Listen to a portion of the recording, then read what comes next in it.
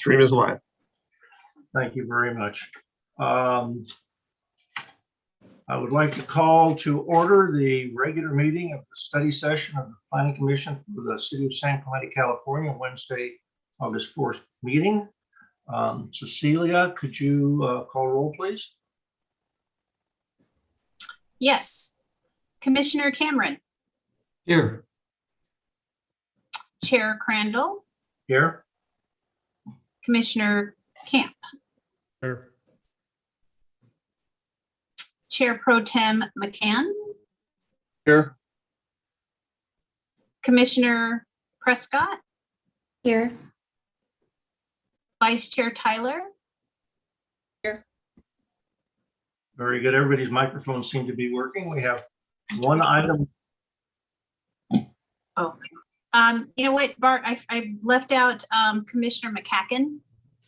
Okay. I believe he may not be present tonight. He is here. He's got his name's up on the screen. Just Oh, okay. I'm sorry. Commissioner McCacken.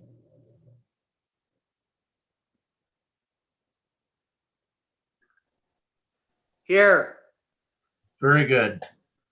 Okay, we have one item on our agenda this evening, and that is a presentation by Jennifer Savage on the housing element. And Jennifer, you have the floor. Thank you. Good evening, commissioners. I'm going to share my screen so you don't have to look at me the whole time. Thank you, Chair and Commissioners, for joining us this evening for Housing Element 101. This evening, let me make sure it's going.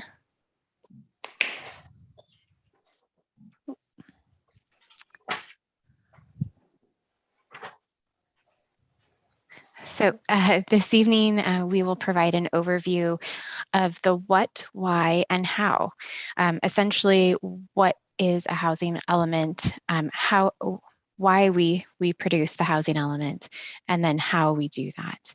We'll also have time for questions at the end, so feel free to make notes of any slides that you might have questions on, and we can jump back to those. Jennifer, hi, it's Cecilia. Could I just mention one thing? Commissioners, we thought that a presentation on the housing element would be an important item for you to hear more about, since the housing element is an important program in the city that's going to be coming to you for input and review very shortly. So we thought it would be important to just provide you some basic background information about what is a housing element, what it does, why is it necessary, so that you've got some background on it before it comes to you in the coming weeks. Thanks. Thank you, Cecilia. Thank you. And so first, starting at the beginning of what it is, we'll break down the name of the document. And I do this to help remember not only what it is, but how it's connected to other documents within the city. So first, the housing piece, pretty indicative of the fact that we are looking at housing, but it also looks at housing related services and programs. On the element side, the element term indicates that it's a portion or component of the general plan. We'll dive into the element part a little bit more. And the element portion, again, highlights the fact that it's part of the general plan, but it differs from the other elements in a few ways. One way is the fact that there is a scheduled update for that housing element, and the general update is every 8 years. And that started in around 2008 when the state adopted SB 375, which required sustainable community strategies, or SCS. And that's where each regional government looks at the greenhouse gas emissions. And so to align those updates, the housing element updates, with the updates of the greenhouse gas emissions, the state required the updates of every 8 years. However, there are some housing elements that are required to be updated every 4 years, and that's typically when you don't meet the deadline for the 8 years. Right now, San Clemente is on the 4-year cycle. But if we do submit our housing element by October 15th of this year, we will be back on the 8-year cycle. So we're really targeting that date.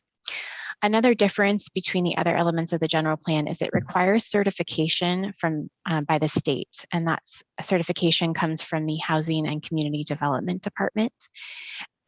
And then the final difference that I have up here on the slide is that it is a separate document. It's a standalone document from the whole of the general plan. Jumping back to the housing element component, the housing part really suggests what the topic is, housing, but it also addresses services and programs related to housing. The contents of the housing element includes looking at housing needs and trends. There's a common misconception that the housing element is only for affordable housing. The housing element actually plans for all income levels. The contents also include looking at constraints, including governmental constraints from regulations, which you'll be using when you're reviewing applications, evaluating the current element, current housing element, and considering new policies or programs that might address our needs, such as grants or grants for services. And then it also addresses making sure that there's enough land to accommodate housing. This is really an opportunity to identify if there's development opportunity for housing that the city is required to plan for. It's also known as a sites strategy or a residential sites inventory. And so you may hear those terms throughout the process.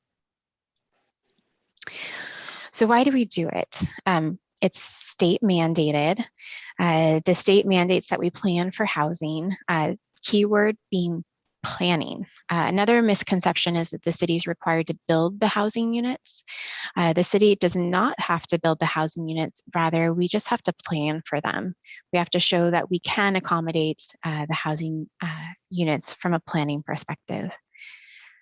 The state determines the number of housing units that each region in California needs, considering existing and projected needs.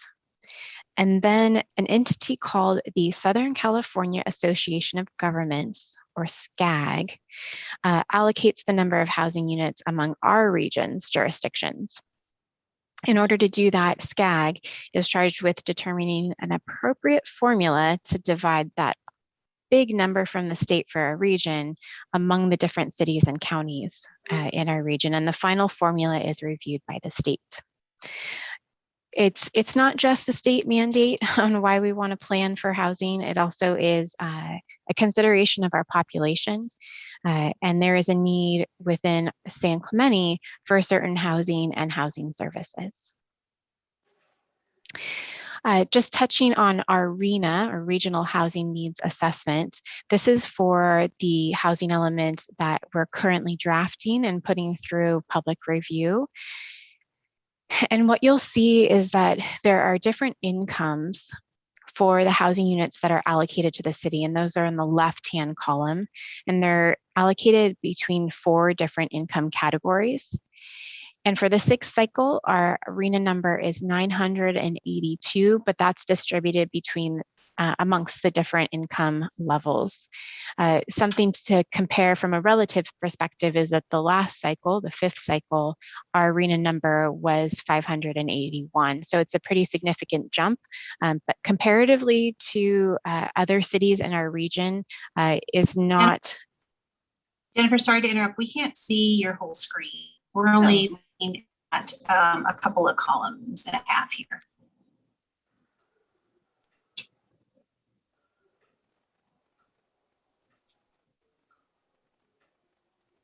I just checked the YouTube feed and it's the same way.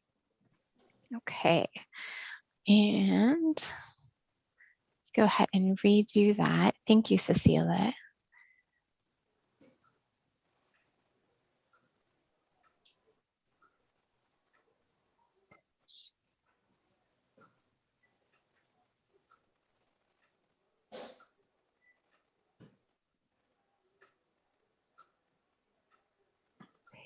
Okay.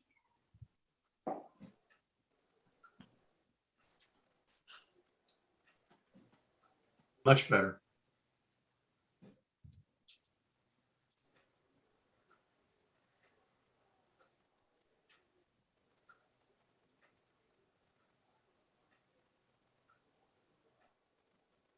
Mhm.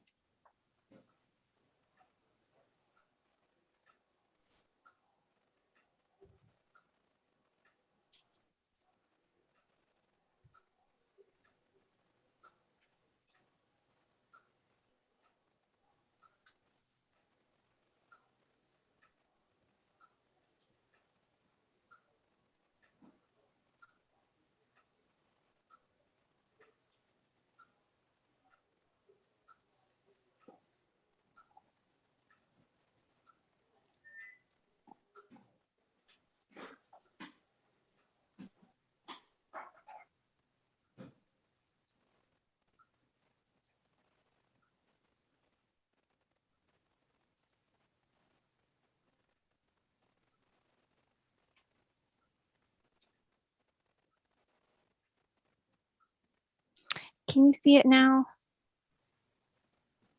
No. Okay. We saw it for a moment when you first started.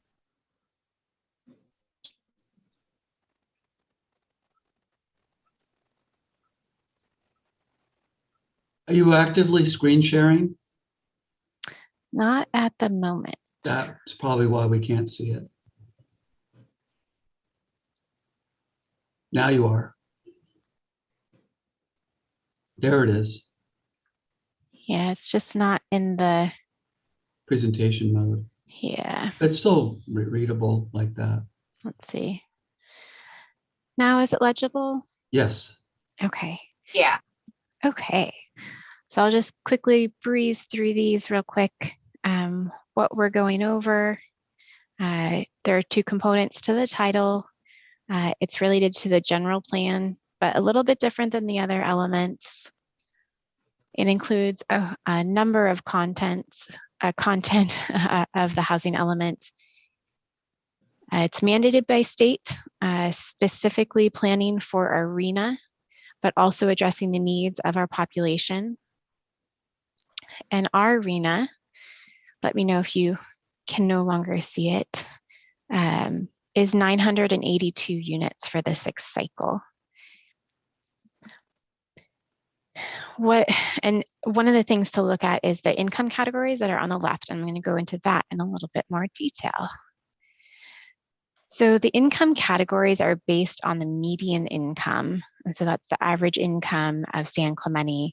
And the different categories are based on the percentage of the median. So for example, if we go down to the third column under moderate, a moderate income household, it takes in between 80 and 120% of the median. What that means is that for a two-person household, they're taking in $98,900. And from an affordable rent perspective, they can only afford up to $2,300 in rent or $380,000 for a home. You can see from those numbers that that's not something that you typically find in our region or even in the city. And so it's really important to consider that even for members of our community, maybe it's your recent grad that wants to go out and not live with his or her parents, or maybe it's your single uncle that's looking for an apartment. They can't necessarily afford a place on their own, whether it's renting or buying. And then lastly, how do we produce the housing element? There's a number of, I won't say steps, there's a lot of iterations and revisions that go along with producing the housing element, but there are different components of the process. I want to point out that outreach occurs throughout the process. So outreach is at the beginning and at all steps and stages of revising the housing element. If you look at bullet point, let's see, number 5, we're at state review and comment. So it did go to the Planning Commission and the City Council a couple of times for review and comment. We've also done several outreach efforts, and we expect to receive a letter from the state in the next couple of weeks with their comments. Because I'm visual, the process in a more visual perspective is here.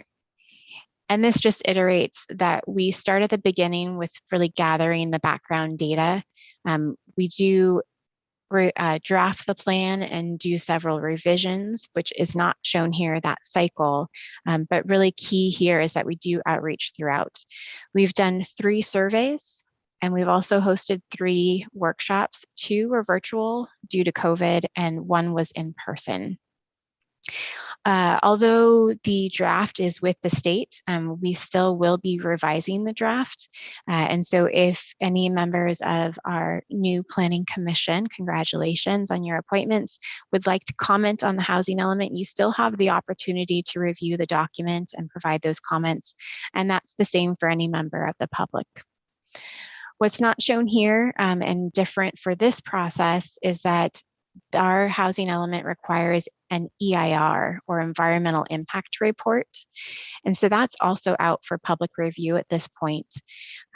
You're welcome to take a look at that as well and provide comments.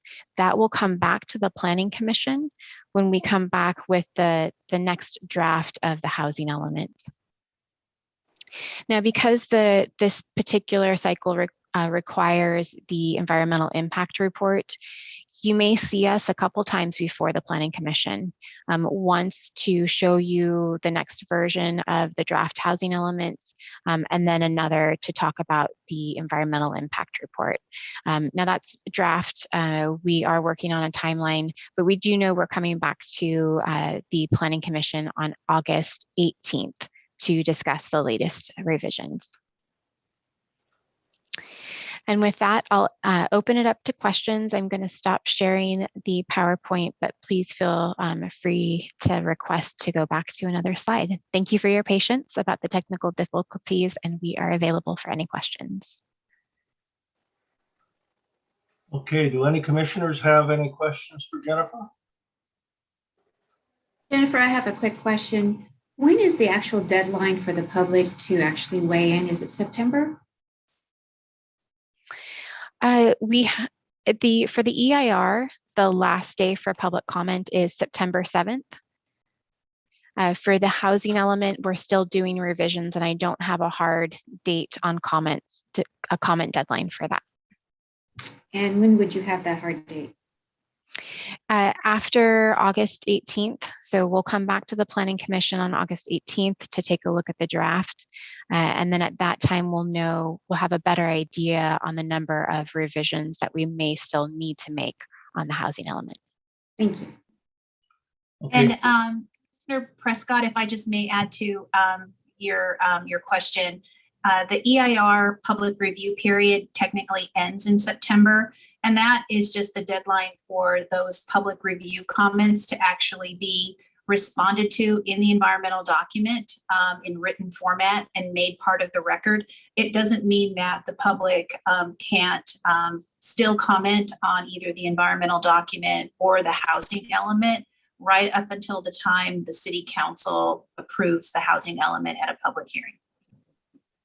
Thank you, Cecilia. One more question. If it does have questions now until the deadlines that have been proposed, where would they direct their questions to? Yeah, there's 2 opportunities for directing your questions. One is directly to my email address, and then the second one is to a housing email address. That's housing@san-clemente.org. They're welcome to give me a call. Sometimes the discussion's easier than an email, so they're definitely welcome to give me a call. Thank you. Okay, Jennifer and Cecilia, when do you think we can get our packet for that 18th meeting? It's a lot to assimilate if we get it on a Friday by the following Wednesday meeting. Any chance of getting it a little earlier, even if there's some addenda that may have to be a page or two slipped in. Yeah. I'd like to get it as early as possible. Yeah, we have our draft that's at the state right now. That's available on our website. It would be beneficial to take a look at that now. If you'd like a hard copy, you're welcome to let us know, either Cecilia or myself, and we will make sure that we get you a hard copy of that version. So you have that immediately to start to peruse. And then when it comes back to you with revisions from the state, you'll see red lines to that draft that's posted on our website now. So you'll be able to easily identify what's been changed. Very good. So we'll get a strikeout and copy, like, I guess Chris Wright's been doing that with the ordinances and all, so that'll be great. Correct. Anyone else have any questions at this point? I see none. Well, very good. Everybody is up to speed then. So our meeting doesn't start for another 38 minutes. So we can take a break, but Jennifer, your email address is savagej@san-clemente or san-clemente.org for Commissioner Prescott if she has any questions directly for you. And I would definitely like a hard copy as soon as we can get it. Anybody else want a hard copy as soon as possible? I would as well. Okay, Commissioner Tyler would like it, so there's 2. 3 with Commissioner Yes. McCann, Yes. Commissioner Prescott. So let's do it for the whole commission. And I don't think we'll get it delivered. So if you just say when they'll be available, that we can come by the city, that'd be great. I don't know if we can have them in the outbox on the little cart outside or how you want to do it, but Yeah, we will check with our staff to see if they're available for deliveries. And if not, we will inform you when they're available to be picked up. very good, very good. I just have a question for Commissioner Prescott. You had mentioned, I think in the interviews that working with the state, you were pretty up to speed with the process at the state level, correct? Correct. Okay, we may be relying on you quite a bit, so very good. Cecilia, do you have anything before we close the study session? Nope, I don't have anything at this time. Thank you. Okay, well, let's close the study session until our 7 o'clock start time for the meeting. Just go ahead and keep logged on, turn off your mic and camera, and we can reactivate them. That's a couple of minutes before 7. So thank you. Sorry.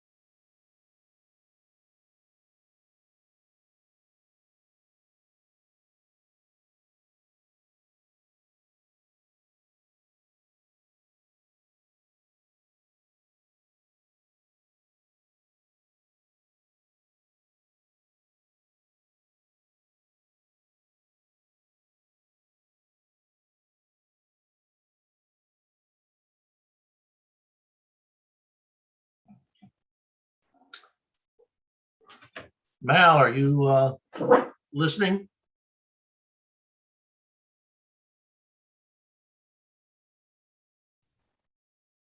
I am. Hey, Bart. Were you able to contact everybody? Yes. Oh, very good. Okay. Yeah. Well, almost. I mean, I reached out and spoke to almost everybody. Yeah. Okay, very good. Um, do I need to acknowledge that we had a conversation? Nope. Nope. Okay. That's just my job. Okay, very good. Awesome.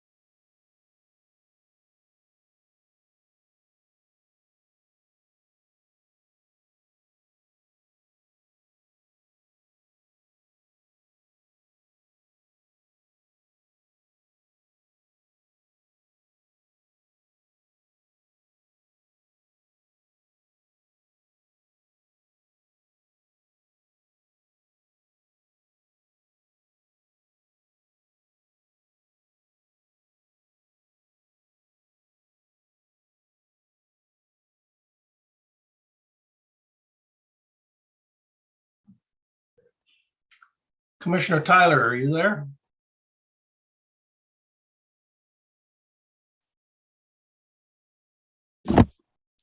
Yes. Okay, very good.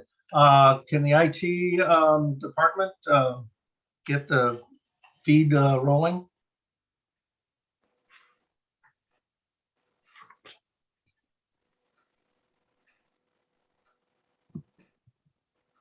Hi, this is Josh with IT. You guys are live now. Okay, thank you very much. You're welcome. I'd like to call to order the regular meeting of the Planning Commission for the City of San Clemente, California, Wednesday, August 4th meeting. Cecilia, could you call roll for us, please? Yes, Commissioner Cosgrove, Here. Chair Crandall, Here.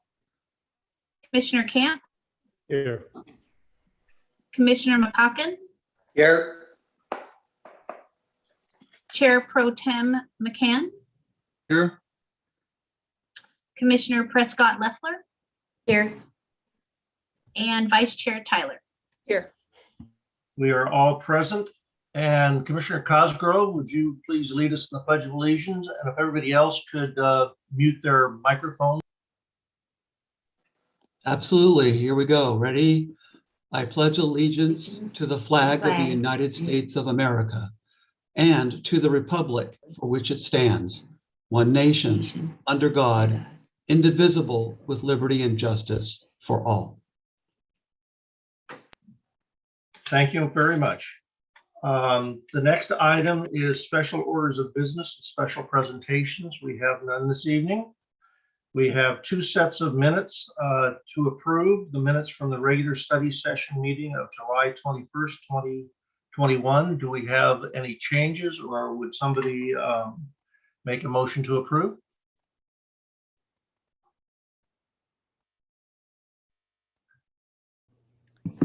Chairman, oh, I'm sorry, I think I got muted here. You I made a did. motion to approve. Okay, we have a motion to approve by Commissioner Prescott. Do we have a second? Second. I didn't see who got the second. Commissioner Coffin. McCacken.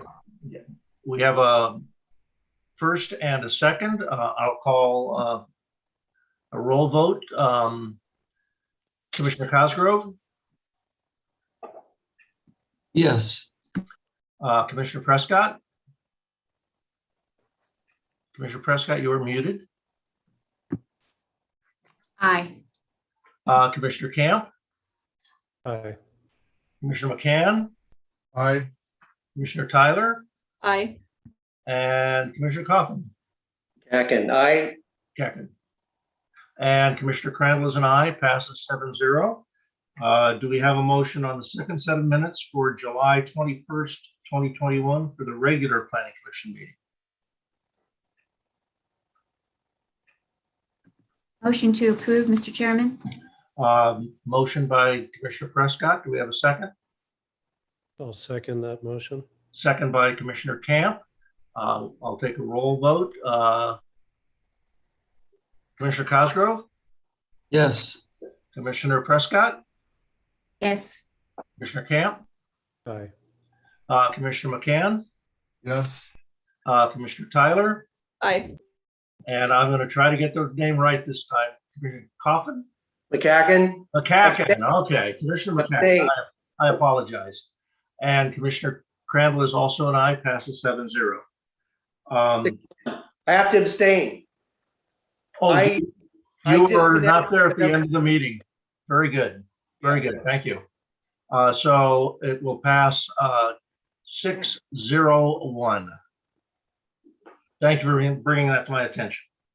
Oral and written communications, we have none. The consent calendar, we have none. The public hearing, we have one item during the public hearing, and this is a zoning amendment, 21118 zoning cleanup amendment. Kyle Weber is our presenter, and I don't see his ID, so is Adam going to take that, or? Am I not here? Oh, there you Can you are. hear me? Okay. I can hear you now. Okay, excellent. Thank you, Commissioner Crandall. Good evening, Planning Commissioners. Can we see my screen? I'm presenting. I I can. see some head nods. Okay, so tonight I'm presenting, thank you. It's a zoning amendment to Title 17 of the city's municipal code that addresses minor corrections to errors that were adopted last year with the approval of a separate zoning amendment. So the item tonight is request to the plan recommend the city council review and approve the amendments presented in staff's report in the attached ordinance. Okay, so let's see. Yeah. So I'll just give a quick overview of what was adopted last year and what we are intending to fix. So in 2020, through a number of discussions and study sessions with the planning commissioners, planning staff proposed what we call a batch amendment. So a batch amendment is an effort to modify various sections of the zoning code in order to create better consistency with the general plan or even recent changes to state and federal law. However, the batch zoning amendments also gives us an opportunity to correct any possible ambiguous language, sentence structure, or definitions in a way that make the zoning code easier to understand and possibly more digestible for potential developers, staff members, or the general public. So the batch amendment ordinance was categorized into 6 separate categories listed here. I will not go into any deep detail with any of the categories, but aside from number 5 and 6 here, the categories mostly addressed the necessary expansion of information on existing policies, or either redefining or providing new definitions to make provisions more clear. So we also took this opportunity to make some permitting requirements less stringent, most notably in regards to the non-conforming standards. So number 5, residential, addressed state law requirements that concerned development standards for accessory dwelling units. And then number 6, state and federal law, created provisions that are consistent with state and federal law for family day care homes, cottage food operations, and body art establishments. So here, I can skip this slide. This is just a quick schedule of how it went down in 2020. The Planning Commission had 2 study sessions and discussed exactly what the changes would be, and there were a number of conversations had until there was an agreement. And then later at the end of the year, City Council adopted the recommendation from the Planning Commission. So when the ordinance was adopted, it contained, like I said, minor errors that did not coincide with not only staff's intent, but also Planning Commission and City Council's as well. So the attachments of the report were correct, while the actual ordinance did not carry over some of the sections correctly. So here on the slide is an example for the definition of an attached accessory building. The attachment contained the correct definition, while the ordinance was missing the last sentence, albeit an important part of the definition. So the last 2 corrections being proposed with the item tonight were the incorrect placement of 2 permitted use tables. So simply permitted use tables for community and neighborhood commercial zones was mistakenly placed in the residential section of the code. So attachment 2 of the report shows the corrections and track changes. So we are looking at 2 very minor but important corrections that should be addressed. These can more or less be categorized as publishing mistakes. And so staff is recommending the adoption of the resolution provided as attachment 1 in the report to correct these issues and to recommend to City Council approve the zoning amendment 21-118 as outlined in the ordinance as Exhibit A1 of staff's report. And that concludes my presentation. Happy to answer any questions. Do any commissioners have any questions for Kyle?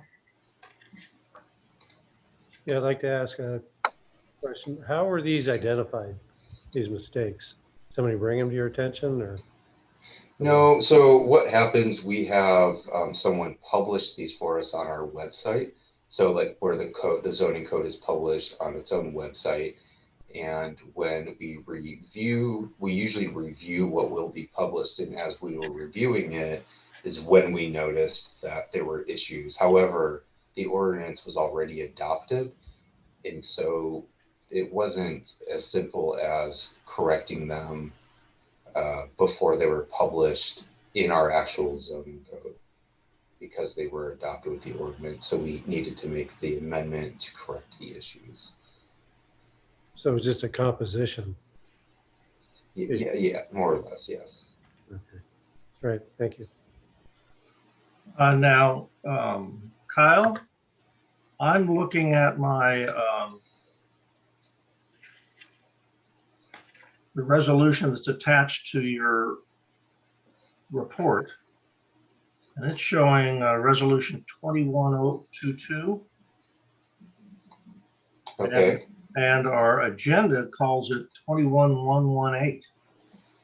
So let me double check this. We're looking at three separate numbers here. We have a number for the actual project for the zoning amendment. Then we have a number for the resolution. I'm going to pull it up. Thank you.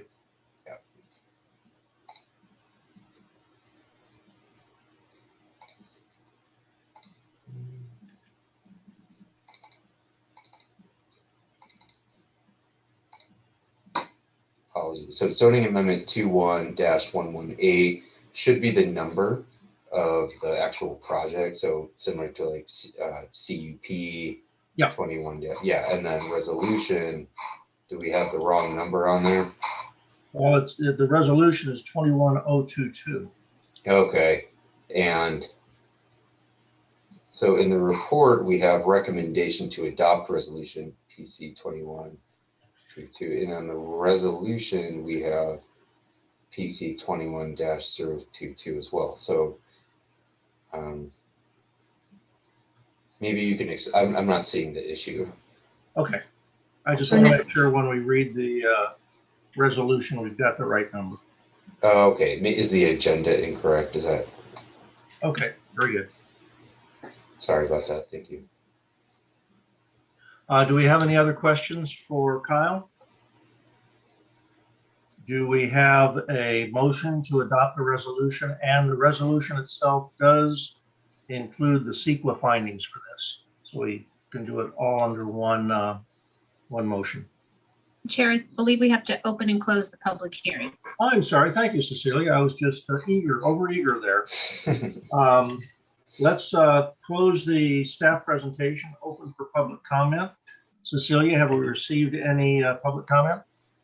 I have not received any requests to speak on this item. Okay, we will close public comment, open for discussion. Is there any continuing discussion anyone would like to make on this item? Okay, I will close the discussion part and say, do we have a motion for adoption of resolution number PC 21022? I would make, oh, go ahead, because you get to read it then. Oh, I do. Okay, Commissioner McLaughlin. Commissioner McCacken, I move to approve. I second. So that was Commissioner McCacken and Commissioner Prescott. I didn't see who made the second. Yes, I seconded. Okay, very good. We will do a roll vote call, and let me see if I can get everybody up here on my screen. Kyle, can you take off your screen share? Very good. Now I can see everyone. Commissioner McCacken. Aye. Commissioner Cosgrove. Aye. Commissioner Camp. Aye. Commissioner McCann. Yes. Commissioner Tyler. Aye. Commissioner Prescott. Aye. And Commissioner Crandall is also a aye, so passes 7-0. Back to our agenda here. We've got under new business, we have an interpretation 21182 Elks Overnight RV Parking. Stephanie Rojas is making the presentation. Good evening, Chair Crandall and members of the Planning Commission. Give me just one moment to get the presentation up and share my screen.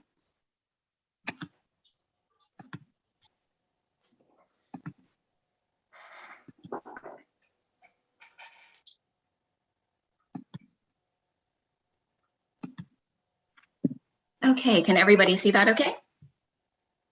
Yes. Okay, thank you.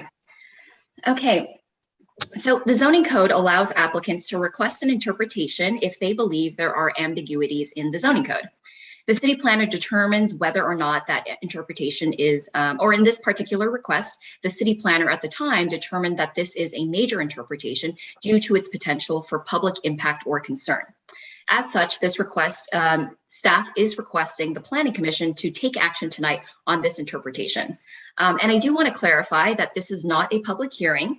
Planning Commission interpretations are considered an administrative action. The code does not require the city to provide notice of this meeting to surrounding owners. So the applicant tonight is the local San Clemente Elks Lodge, or more simply referred to as the Elks. They were established in 1958. They're located at 1505 North El Camino Real, and the property is zoned mixed use 2, which is also within the coastal zone, central business, and architectural overlay districts. A commissioner did reach out to me asking whether or not there are any residential uses nearby. So for the benefit of the group, I have noted their locations on this map. There are several residential uses in the vicinity. There is a mixed-use building denoted with the blue star across the street on North El Camino Real, and there are also a few legal non-conforming residential homes on Calle de los Molinos. Standalone residential uses are not permitted in this mixed-use 2 zone. Parking is provided on a large 20,000 square foot lot separated by the Los Obreros Lane alley. Vehicle access to the parking lot is provided off Calle de los Molinos. The Elks Lodge building and parking lot are illustrated here. Here is a street view image of the parking lot. This was taken from Calle de los Molinos. And here is an enlarged image of the parking lot signs that are posted on site. As everybody knows, parking is very scarce in the Los Molinos district, so signage is posted to restrict parking on the lot to Elks members only. The applicant's specific request is comprised of the following components. 1, allowing Elks members to park their RVs in their parking lot overnight. 2, they are requesting to allow up to 6 RVs at a time and to allow each RV to stay overnight up to 5 days. And I won't get into the specifics of this. Our applicant will be elaborating further. So tonight, staff is really asking the Planning Commission to answer the following question. Is overnight parking an ancillary use to a club/social organization with a paid membership base? And in helping you consider the answer to that question, staff has prepared this table to describe in very simple terms what your decision will mean tonight. So if you vote yes and approve the request, then other similar uses would be able to apply for overnight RV parking. Staff recommends limiting the use of this interpretation because we really would not want to see a situation where all membership-based organizations in the city are now allowed to rent, parking spots to RVs. So if the Planning Commission desires to vote yes on this interpretation tonight, we would recommend limiting this interpretation only to social organizations with a paid membership base, a physical location in the city, and possessing a private parking lot not shared with other tenants. We did also discuss further the next steps with the city attorney. And just to give you some background, typically clubs and social organizations are a conditionally permitted use in the city. So when one of those organizations or business wants to expand their operations or offer another service, the city normally requires a CUP amendment to be processed. So the classic example of that is if there was a restaurant with alcohol service, normally they have a CUP. And if that restaurant were to want to now offer live entertainment on the property, the staff would require them to apply for an amendment to their CUP, which would go back through the whole hearing process. So in this particular case, the Elks was established long before this regulation existed, so they do not have a CUP on site. However, in discussions with the city attorney, staff did determine that the city still has the ability to require a CUP amendment. So if the Planning Commission approves the request, through that process, the city can impose conditions of approval, and staff would provide public hearing notices to neighbors and evaluate that request further. Now, switching over to the no column, if a majority of the commission says no and determines that overnight RV parking is not an ancillary use, then the request would be denied. And any future overnight parking of RVs in the Elks parking lot would be subject to code enforcement action. So in conclusion, staff did receive 2 public comments, and 1 public comment was requested to be read into the record. So Chair Crandall, let me know when you're ready for that. Let's go ahead and do that now. Okay, great. Let me just grab my paper. Okay, so this public comment was received from Don Brown. He states, the staff report is very thorough and has placed prudent and reasonable requirements and restrictions on this interpretation that specifically address this organization. Limited to a formal social organization with a paid membership and national recognition. So this is now bullet pointing specific points of his comments. A physical location within the city, a parking lot that is owned by the applicant, a parking lot with no shared tenant agreements, ancillary use only permitted. To further support, the commission could consider a condition of approval that the Elks must retain ownership of the parking lot or the approval is automatically rescinded. Consider this an interim approval until the definitions are incorporated in the code future normal code update. Make this approval contingent on a 1-year planning commission review with staff/code enforcement. And consider future actions based on this interpretation be reviewed/approved by the city planner or community development director. So that concludes that public comment. Now I do want to let you know, let me just make sure that my applicant is here. Let's see. Okay, I think we do have that. So I do want to introduce the applicant, Beth Apodaca. I'm sorry if I'm butchering the pronunciation of your last name, Beth, but she is a trustee on the Elks Lodge Board of Directors. Hi, Commissioners. My name is Beth Apodaca, and I'm a trustee on the Board of Directors for the Benevolent and Protective Order of the Elks. We believe that the requested overnight parking code interpretation is reasonable and appropriate based on the following. The parking lot is privately owned by the Elks Club, which is a nonprofit 501c8 and is located in a commercial industrial area in San Clemente. There is very limited residential housing in the area. There is space available in the parking lot for up to 10 RVs in addition to the Elks members' cars. We will only be permitting 6 RVs at this time. Only member Elks with appropriate identification would be allowed to park their RV in the lot. Any person parking in the lot would be required to check in at the lodge and place a permit in the windshield of the vehicle. The lodge is open 7 days a week and there are staff on site to enforce the RV parking of the Elk members only. RVs will be limited to parking and uses within the vehicle only. It will be dry camping, no electricity and water at this time, no outdoor tables, no easy ups, fire pits, alcohol use, or other outdoor activities would be permitted. Only generators contained in the RV will be permitted, and pets would need to be on a leash when being walked. All Elks clubs in the United States encourage traveling Elk members to park their RVs in their parking lots. RV camping is an ancillary part of the organization. This reciprocal benefit is widely advertised and is a source of revenue for the individual clubs. Our Elks Club has had parking of RVs in this lot for almost 50 years without any incidents to my knowledge. To our knowledge, there is no other club or social organization with paid membership in the city of San Clemente who own their own building and own their own parking lot. Thank you for taking into consideration this code interpretation. Thank you very much. Anything else from Stephanie? Nothing else, Chair Crandall, but I do also want to mention that Adam Matamian, our Deputy Community Development Director, is also on the meeting today, and he has a lot more history on the site, so he would also be available to answer any questions. Very good. We can use Adam during discussion, I think. But does anyone have any questions of the applicant or staff at this point? Yes, Chairman, I have a couple of questions. Commissioner Prescott? I have a couple of questions for Beth. Thank you for joining us tonight. You mentioned that staff is on site. What is the hours for staff to be on site? Someone's usually there from 9 a.m. in the morning till 10 o'clock at night.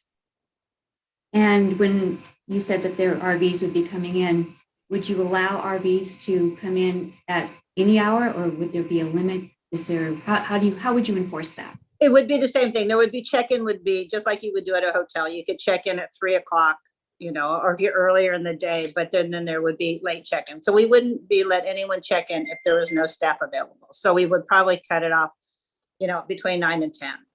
And how would you enforce that? Well, once they're in the lot, there's a couple options that we can do. One, we can chain off the entrance so no one else can come in at that point in time. There are a couple probably would be the best. Someone would be back first thing the next morning. They would notice someone there and they could call out code enforcement because that would be a violation. And you also mentioned that all Elks Clubs have this, or is there some that have it? I would say about 85%. If they have a parking lot that is able to accommodate. You'll know some Elks Clubs parking lots are not large enough to accommodate. We're very blessed. We have a very generous parking lot. But it is pretty much part of the elkdom thing is to travel from one elk club to the other and stay within the cities. But now I wouldn't say not all of them, but it's a large majority of them do. And when you mention generators, how loud are those generators? You know, when you're doing an RV and keeping the air conditioning running? And you have, let's say you have the 5 or 6 that are in the parking lot, would that create? I don't think that, as I mentioned earlier to someone, I don't believe that it's that loud. I don't know exactly the decimals upon what it would be to have 5 or 6 at a time, but we're going to be, like I said before, you know, we have a brewery coming in across from the street from us. I don't believe our generators will be any louder than the Los Molinos Brewery across the street. And do you know what the closest Elks parking, other areas that have such parking? Oceanside, Mission Viejo. I don't know if Mission Viejo does. I know Newport Beach does. Quite a few of the Elks Clubs were closed during the pandemic. As we all know, many organizations took a hard hit. But I believe Oceanside going south. And I'm not sure about Mission Viejo, but I know Newport Beach would be the next. They're only, and Santa Ana too. I did look at Oceanside. I saw that today. They have like availability for 40 RVs down there. Right. And it was quite an RV parking lot when I looked at it. And we're only lot 6. But you could change that, or you couldn't change that. I mean, no, would you change?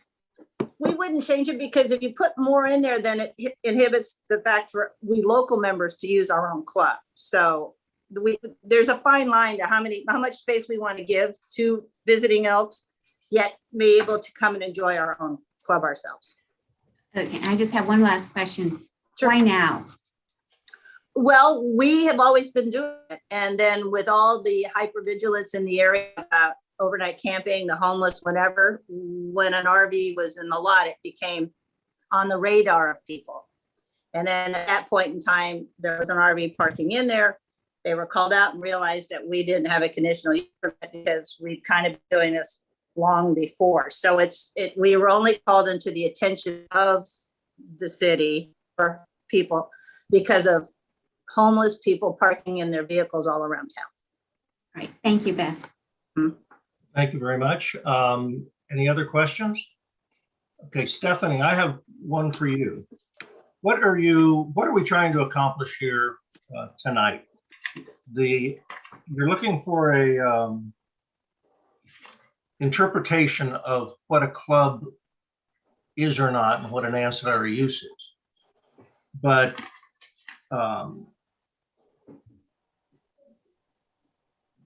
that's really not, I don't think that's the way to really do this. This is a very complicated subject.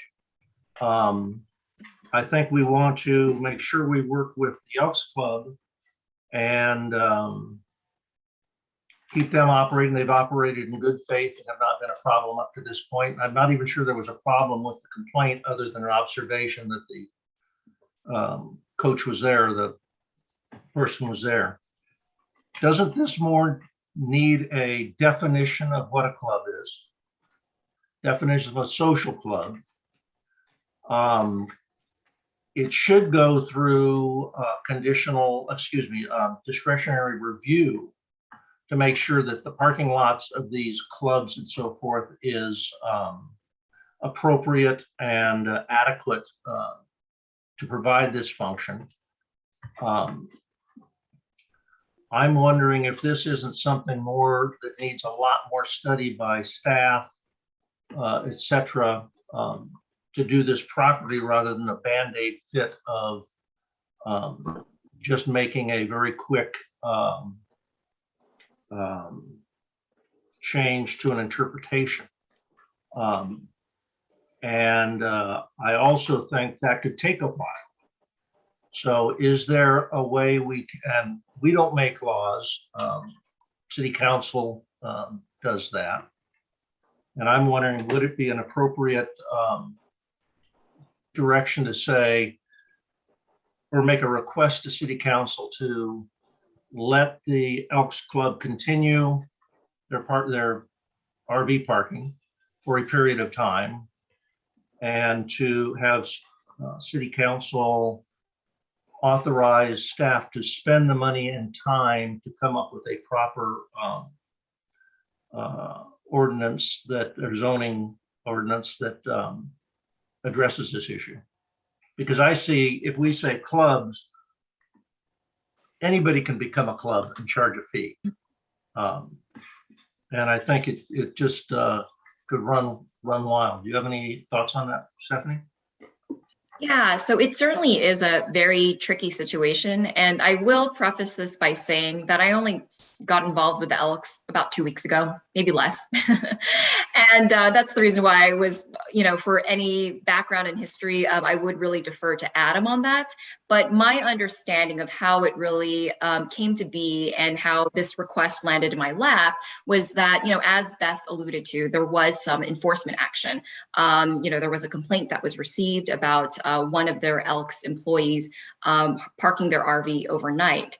And as staff, started looking into it, and as, the Elks asked for, some sort of legal mechanism to allow them to continue offering that service to their members, staff looked at it, took a look at the code, saw that there is no definition in our zoning code for clubs and social organizations. We also saw that there were no entitlements on file that really allowed us to, look at the operations and what exactly was approved at that time. We don't have anything that, memorializes what, the city has approved, and how it was intended to operate, many years ago. And so the conclusion that our former city planner, Gabriel Perez, determined was they gave the Elks two options.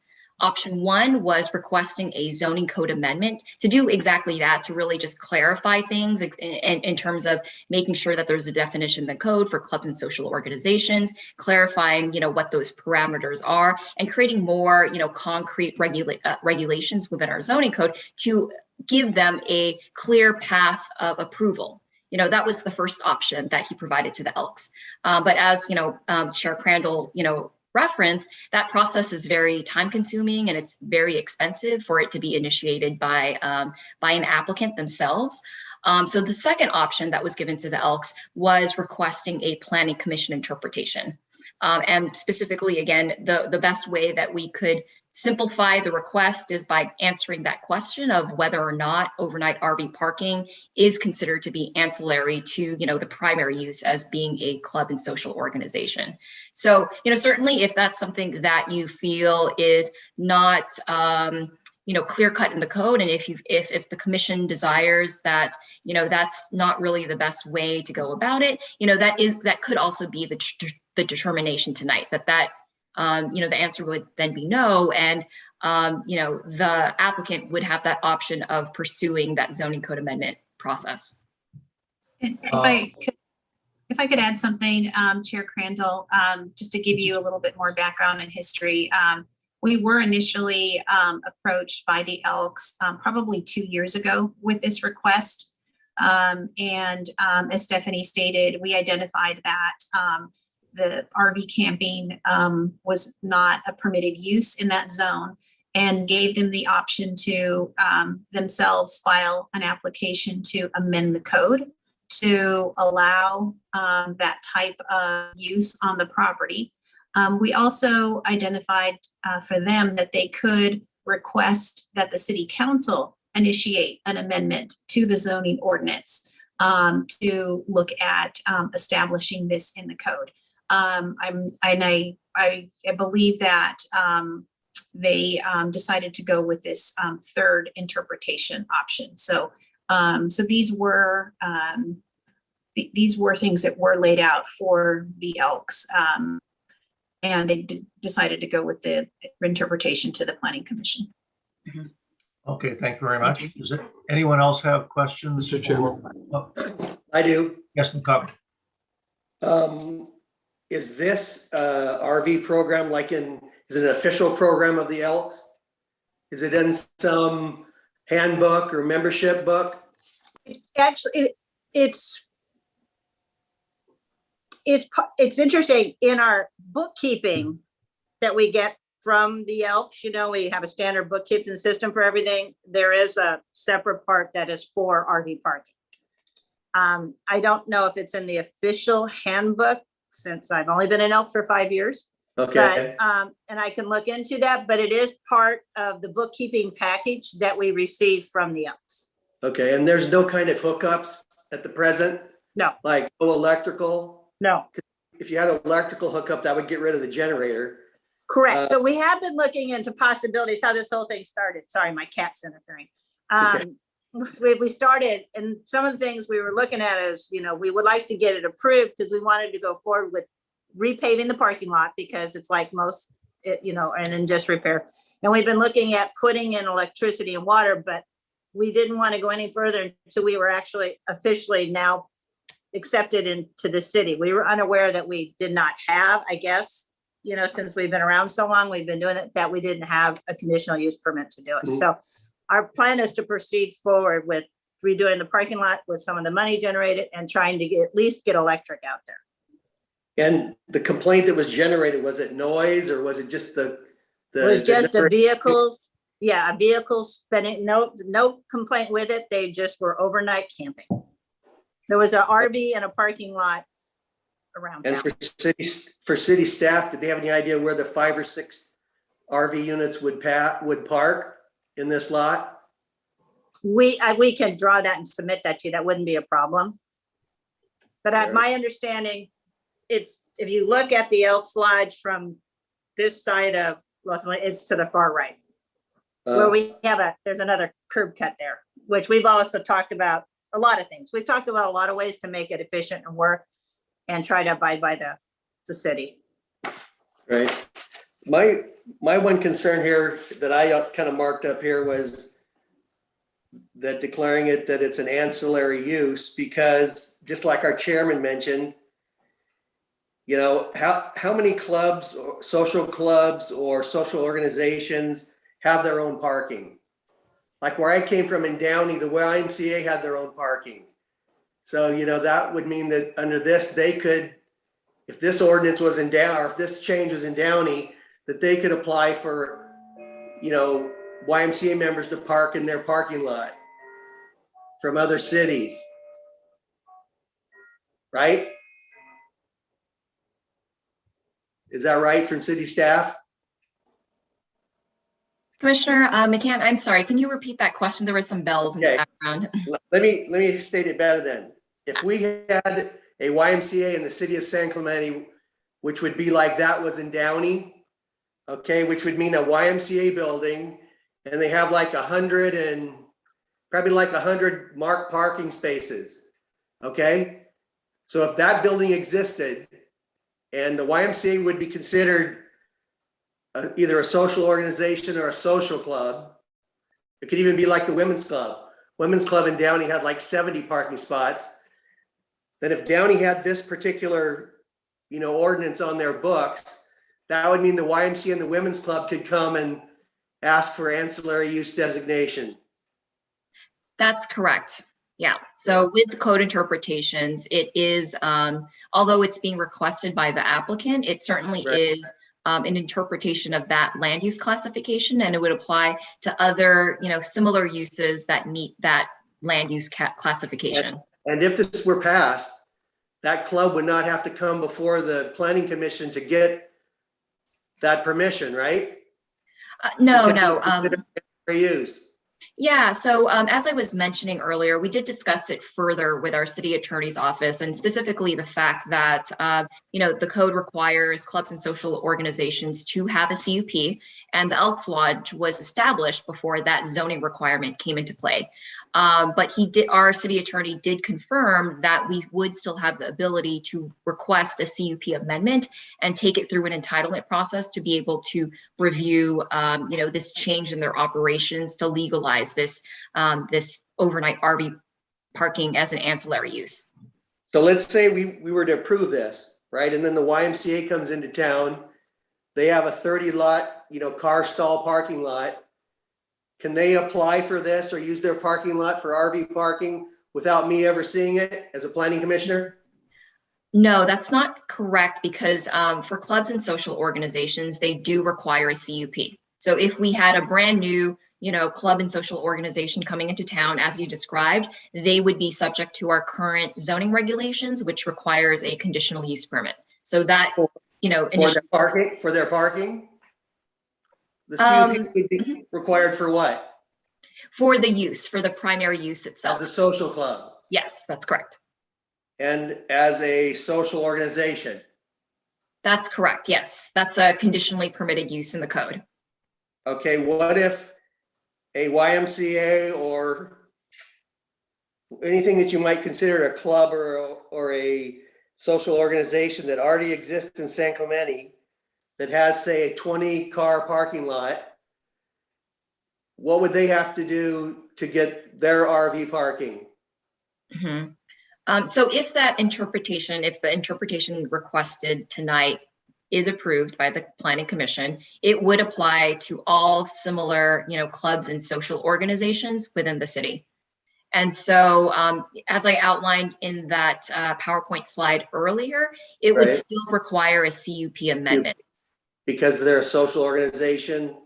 Yes, because it would be considered an expansion of their use, or not so much an expansion, but a change in their operations, because typically CUPs, they are approving a very precise operational plan. There is, and so if they're changing anything and offering an additional service, that is something that would be a change in their operations. Is a church included as a social organization or club? Or is that a totally separate definition? That's a separate land use classification, but I will mention that there is no. I'm just looking for anything that may exist that would sneak through without having to have a CUP. Yeah. So it's really. It's like, I don't want to, kind of like our chairman, I don't really want to open Pandora's box. Yeah, it's really tricky because we don't have a definition in our code for clubs and social organizations. So it's, we have that land use classification, but unfortunately there's no definition tied to that. Mr. Chairman. Commissioner Cosgrove. Yeah. First, I want to acknowledge this is a situation where it appears to me that our staff is trying to really be supportive and find a solution. And I think that's awesome, because that's what government should do. We should be helping people. I think the question being asked of us, though, tonight is one that's very global, not just specific to this one organization, but it is a bigger question to set an interpretation of our zoning. And for me, I'm not comfortable with that question in the affirmative with what little definitions we have. I don't think we have enough to make that kind of an interpretation from my perspective, from how I've been looking at our parking and mixed use zoning, nothing in there about this.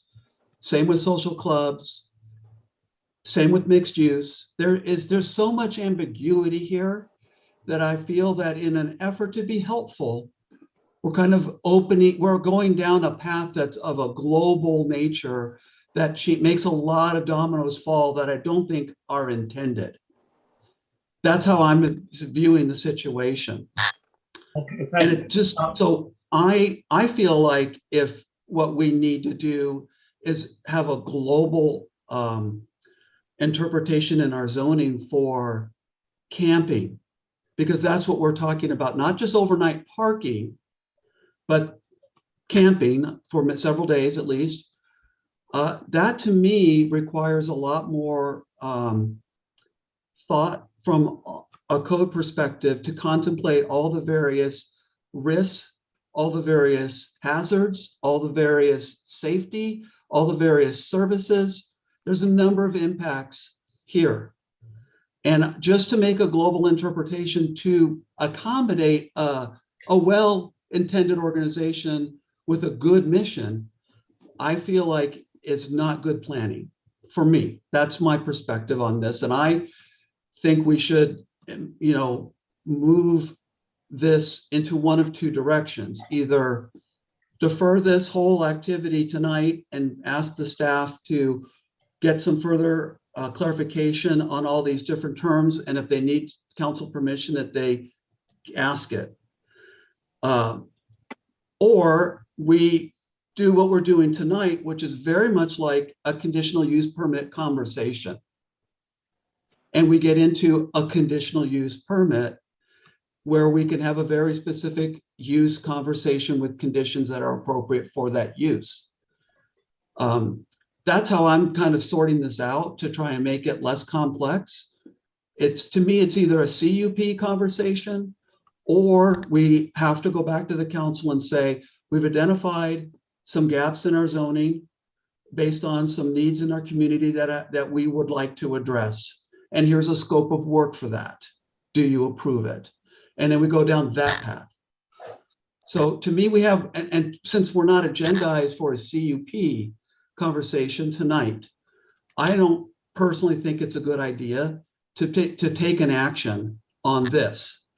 If the rest of the commission wants to, that's certainly up to them. I'm just giving you my perspective on how I see this and feel like we should try and move this either back to doing it through the proper planning processes, or push it through a conditional use permit.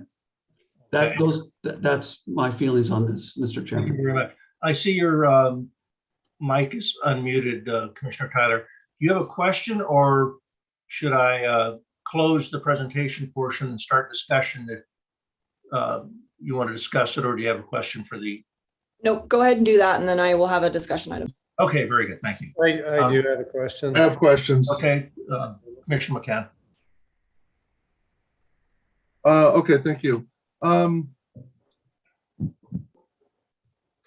Commissioner Cosgrove brought up something very important, which the request says it's for parking of RVs. It doesn't say anything about camping, but effectively they're wanting camping, but they don't ask that. That's my understanding. So could we allow parking only? Staff, I guess is the question. Could we allow parking only with no camping? And if so, how would we enforce that? Because according to the request, it says parking. Right. There is a distinction between parking versus camping, but I'm kind of looking to either Adam or Mal to kind of chime in, since they are much more familiar with those sections of our ordinances. Yeah, I think I'd like to defer this question to Adam Matamian. Adam is, he oversees our code compliance division. Adam Matamian, Deputy Community Development Director. Can everybody hear me okay? Yes. Okay, so there is a difference between parking and parking for camping purposes. What my recommendation would be is that the focus remain on parking for camping purposes, because that's I should say overnight accommodations, because that's really the focus here. However, it would be feasible to allow overnight parking, though that's something that's really within the property owner's current purview. There's no regulations about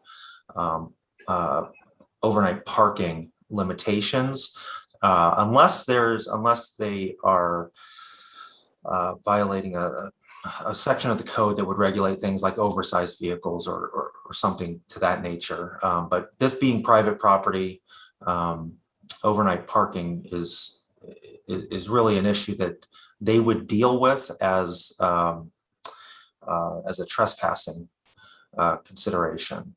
However, the request is clearly for overnight accommodations for their members. So that's really the question at hand.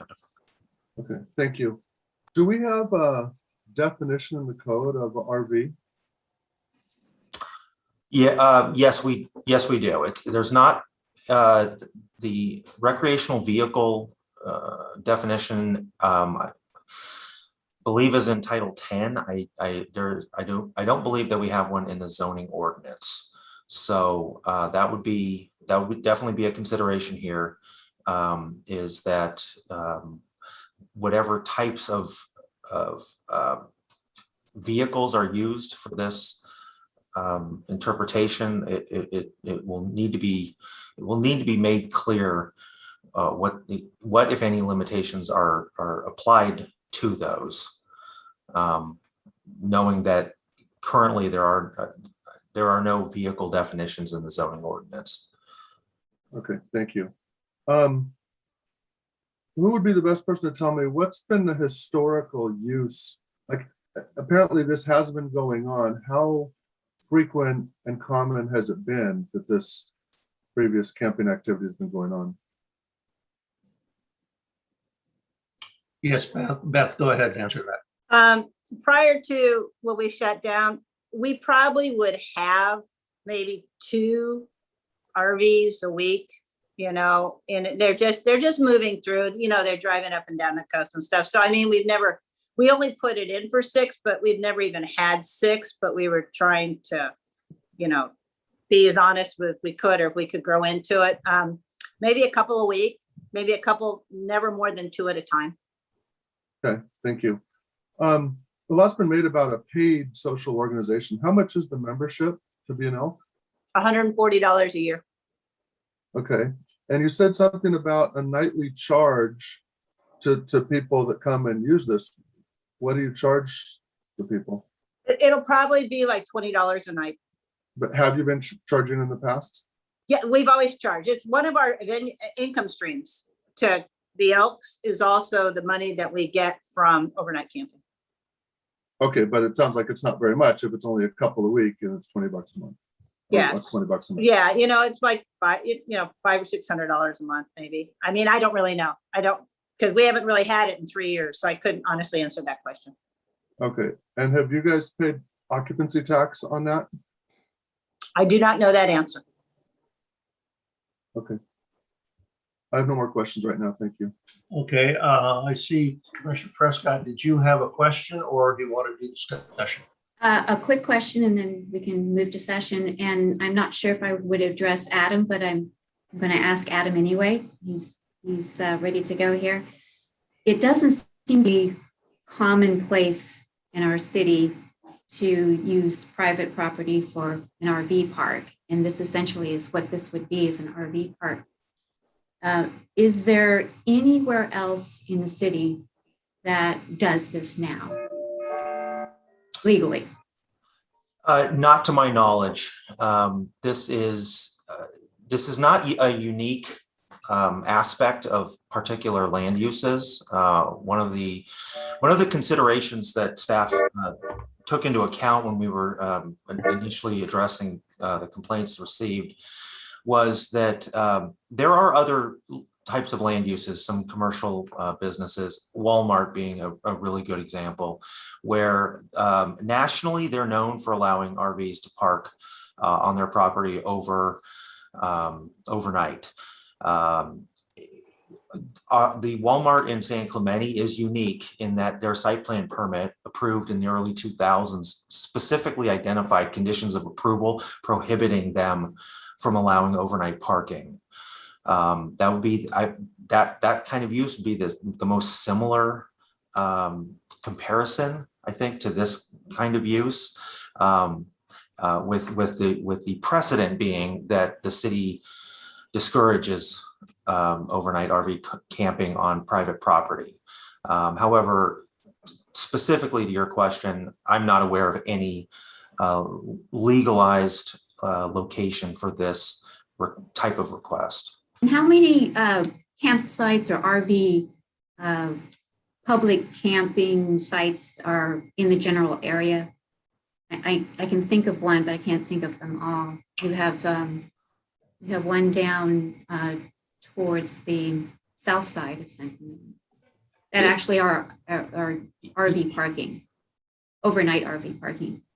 Yes, so I'm aware of, and Cecilia might have a better recollection on this.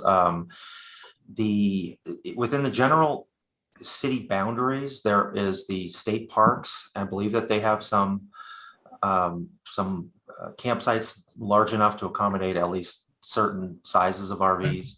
There's the San Mateo campground on the south side of town that does have spaces for either trailers or RVs. Within property that is not state owned in the city of San Clemente, there are no permitted RV parking spaces for the purposes of overnight accommodations. But there are several campgrounds that surround San Clemente. There are. Okay. I kind of share some of these concerns of others because it's not a common practice to have an RV parking lot or having overnight parking for RVs. And I see some issues with enforcement. And I don't want the general public to have to be involved in any type of enforcement. I see that staff is not on site 24 hours. And the campgrounds around us, they at least have availability, and they have hookups, and they have everything that you need for a family that's coming in town. This location is in a commercial area. It's not very inviting. If I wanted to camp there, that it wouldn't be my first choice. I'd pick a location that was actually suited for RV parking. And I am very concerned about needing to run your air conditioning during the hot summer months down there, especially on a blacktop, and the noise that might create. I support the Elks, but I'm struggling with this issue. And at this point, I would not be in favor of it with all the current concerns that I've written down. And I want to be a good neighbor to the Elks, but I also want the Elks to be a good neighbor to San Clemente. And it doesn't seem like you generate a whole lot of income off of this site. So it's, the community versus a few that might want to come in at some time to maybe the one or two that you mentioned that want to park in the parking area. So those are my comments, and I'll think about it a little bit further as we go into our session, but that's where I'm leaning. Okay, thank you, Commissioner Prescott. Commissioner Camp, I'm going to go ahead and close the presentation portion. Well, I do have a question. I know we're not. We'll do questions during comment because I owe Commissioner Tyler the floor here, and I put her off because she was admitting she wanted to discuss the item. It wasn't just questions. So I'll get you second, and I'm still going to let you talk to staff and all during discussion, so no problem. So we'll close the presentation portion, open for public comment. And I don't think I actually have to need to do this procedure on this item, but we'll do it anyway. And now we're going to open up for discussion. And Commissioner Tyler, thank you for waiting, and you've got the floor. Yeah, no worries. And this is not a question, this is a discussion. It's just where I'm at on this is, as I was reading this, I think to me, it was less about the interpretation of the RV and parking code and more about we were being asked to interpret the use. But because there's no definition of the use, I think it's a tall ask for us to interpret something that doesn't exist. And so for me, in order for us, in my opinion, to make a determination on this, we need to define or have a definition provided to us by staff after going through ordinance review of a club and social organization. And then also after hearing the deputy community development director, I realize now that the RV, if it's in a different title, it's outside of our purview. So we would need to define RV in the section of code that we regulate. So we would probably want to pull in that definition into the land use code. And then the other thing, and this was after hearing Planner Rojas's presentation after one of the commissioners was asking about the YMCA. Her response was that if a YMCA, whether it existed right now or came in later, wanted to do this, they'd have to go through a CUP process. I believe we should be treating the Elks the same, especially in the absence of a conditional use permit. I understand it's a legal non-complying use because it was before the ordinance. However, they are amending their use in theory or asking for approval. And so I think we would need to establish that conditional use permit in order to properly regulate this. And hopefully we'd be able to measure that conditional use against the definition that we'd create. So that's where I'm at. Thank you, Commissioner Tyler. Commissioner Camp now. Thank you. One question I have, Stephanie, I think you said that it was an employee that was parking, was that a club member or was it an employee that's parking the RV and was cited? That was just based on information conveyed in the applicant's letter. They stated that it was a employee of the Elks. Okay. So we're talking about employees or members being able to park the RVs? Because an employee isn't necessarily a member, correct? Yes, then I wouldn't be able to speak to that since that is the applicant's request. Okay, I just think we need clarification. I mean, I tend to agree with a lot of the commissioners. A lot of good questions have been asked. An obvious one for this location, I think, is how do you come up with 6 RVs? What are the length of those RVs? How do they navigate through that parking lot? How does that affect the zoning requirement for parking for that particular facility? I've personally attended events there, and there's a pretty good size, unless it's changed, pretty good size assembly area, which requires a certain number of parking spaces. So there's a concern, at least this location, that people who are attending events there would then have to park on the street if there were 6 RVs in the lot. I just think there's a lot of unknowns that, you know, we can't really address in this kind of a discussion or this kind of a request. But I agree with what most of the commissioners have been saying and the questions have been asked. Thanks. Thank you, Commissioner Camp. Yeah, Commissioner Tyler, go ahead. Yeah, I'm sorry, I just forgot one thing. I think if we were to go through a conditional use permit process, I forgot to mention this, I think what we're being asked in a conditional use process is to mitigate the impacts of the use. And I think that would give us an opportunity to look at a site plan to require stubs and hookups to eliminate any need for, you know, electrical use through a generator. I think that just gives us a little bit more play in theory to mitigate the use should this group decide to allow RV parking. I think that's a better avenue for us to get a little bit more regulation and conditions of approval on it. Okay, I think what we all agree on is it's extremely complicated process, and I don't think we can solve the problem on the dais. We're going to have staff, if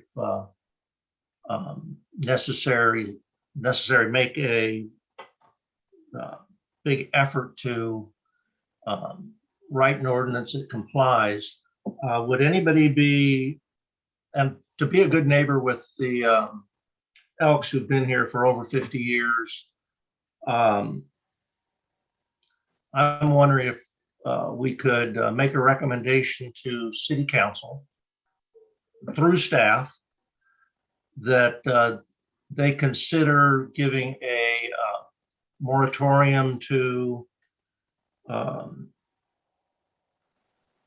imposing the parking, the no camping on their parking lot for a short period of time while staff researches this completely and gives us a potential solution if there is one. And I know the Elks Club they chose this route, I'm sure, because it was more economical than trying to get the code changed themselves. And City Council could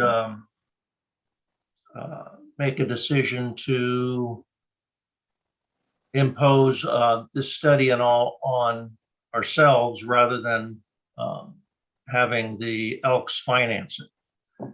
So I'm wondering if this isn't something for City Council to direct staff to do further studies on this while allowing the Elks to operate as they currently do.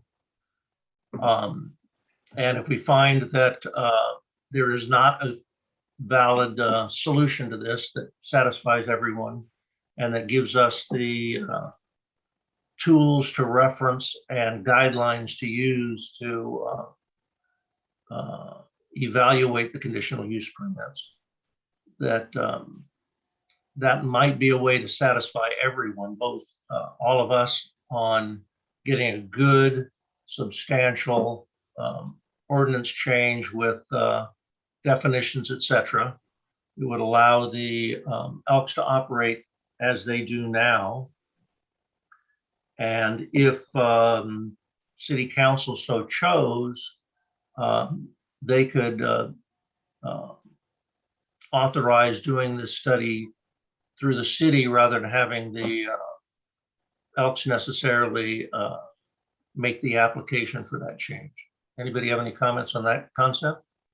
Chairman, I have a question. So you would allow the Elks to have RV overnight parking? I don't think we can do that. I think the only ones that can do that would be City Council. So when you say when you say operating as they are now, you don't mean that they would continue to allow overnight parking? No, I would RV say parking. we would give the City Council the opportunity to allow them to do that if we chose. Okay, because I misunderstood. Because I don't think we can do that. No, I don't think we can either. And to clarify, can someone remind me from staff, the other two options, one was an actual code change. There were three options and the Elks chose to come here. What were the other two options that they had? Cecilia, I think, has those. Cecilia? Yeah, it all comes down to an amendment to the code. And they can pursue a code amendment two ways. The Elks themselves can apply for an amendment to the code, or the City Council can initiate an amendment to the code and direct staff to work on the code amendment. Okay. See, I would be in favor of an amendment to the code. I think it needs to be clean so that there's no confusion going forward. And this is definitely not the place that we can do that at. So go ahead, Bart. Commissioner McCauley. My only comment would be to declare a moratorium. I don't think the city can do that selectively. I think they would have to declare a moratorium on all RV overnight parking. So I wonder what legal counsel would say to that, but let me ask one other question. What zone in our zoning, in our municipal code zoning, allows clubs and social organizations to establish or be permitted by right? I'm not aware of ones, Stephanie. By right. Sorry about that. I'm fairly certain it's a conditionally permitted use anywhere they're allowed. It's more of a question of which. Well, I think that's important, because if that's true, then it doesn't matter if we approve this tonight, because any other new club, right, that isn't already here, that hasn't gone through a conditional use process, would they have to go through one again if they wanted to get this RV access ancillary use? Commissioner McCoggin, so your question is, if there was another social organization out there and they wanted to add ancillary RV parking, would that require another CUP? Right. Yes, that's correct. Unless it was part of their original CUP. And if that original CUP, listed all of the different functions and ancillary uses to the social organization, and if it was part of that Does original. our code allow the establishment of a club or social organization by right in any zone? In other words, where we have no review of it? I'm taking a look right now, but I don't believe that's the case. I do believe it requires a CUP in any zone that does allow for it. So it's probably not allowed in every single zone, but the zones that do permit it require it through allow it through a CUP process. And you're sure? Because see, for me, that's the key issue. That would always come up. It would always come up for review. If any existing club or new club wanted to enjoy the same right as the Elks Club, legal counsel needs to kind of jump. Well, I did see you flick on your mic there for a moment. Well, that was previously in response to a moratorium question, but I will chime in on both of those issues. Thank you. First of all, when it comes to the CUP issue, it bears noting that none of this is clear in the code, right? We've talked, a few commissioners have talked about the ambiguities that exist in the code, the fact that we have very little to go on here. We had a conversation yesterday, the planners and myself, about what we could do with the existing code provisions, including the requirement for a CUP. But even that requirement requires quite a bit of interpretation on the part of staff. So I think that also just, is one thing to take into consideration. As far as a moratorium goes, as Commissioner McCoggin said, that is a term of art. The commission certainly couldn't impose a moratorium. The council would have to go through a detailed process to do that. That's not really what we're talking about here. It's it's more of a short-term or a long-term ban or on this use. But the question posed was, could we impose a moratorium? And the answer is no, the Planning Commission cannot do that. But Mal, could you, on that maybe moratorium, I was saying that the city council could say we're not going to enforce a certain ordinance on them since they've been doing it for 50 years for a short period of time. So they could continue with what they're doing. Yeah, essentially the council would basically state that the status quo, which has been the past 50 years, would remain until the zoning code was amended, as has been suggested. That is certainly a path forward. And to answer Commissioner McCockin's question about CUP and whether or not that's required, it does require a CUP in all commercial and mixed-use zones. So it's not permitted by right in any zones. Okay, so that would take care of any new clubs or any new social organizations. That's correct. If there was a newly established club or social organization, they would need to apply for a CUP. Now, what about any social club or organization that does have, their designated land rights? Could they enjoy this same ancillary use? Yes, if this interpretation was approved. See, my problem here is this looks like it's in an industrial commercial district, right? It's actually a mixed use zone. Okay, but I don't see any housing next to it. Right? So housing, there is housing in the general vicinity. I showed you on the map that there were a couple of legal non-conforming residential uses, but there certainly could be a mixed use development in the future with residential. but not by right. Any future club would have to come before the planning commission, right? To first of all, get their right to the zoning, and then this, if we were to approve this ancillary use, that would still be under review, right? And we would see that they're right next to residential and we could turn it down. Yes, so again, any clubs and social organizations, if they are newly or new ones coming into town, would need to apply for a CUP. Right, see, so that just reduces my concern to those that already exist, you know, by their land rights that they've already gotten from the city. Could they now come in and try to ask for the same thing as the Elks Club? I think some examples of that might be like the tennis club, which has a social element, could be considered a social club as well as a tennis club. Bella Colina Golf Course, which is a club that has a social club involved with it. So I think there are things out there that make this more complicated than it appears on the surface. Well, my question is, could they just by right now, if we were to pass this, could Bella Colina have RV parking for their members overnight? And I think Stephanie is saying if we approve the verbiage that is in front of us today, I believe they could. Well, that's kind of what I wanted to hear from city staff, because that would be my concern. You know, Those organizations I agree with you. that own their own. Commissioners, I'll jump in on this. Yeah. Adam Matamian. So the question before you is about the land use of social clubs and membership organizations having an ancillary use as overnight parking for overnight accommodation purposes.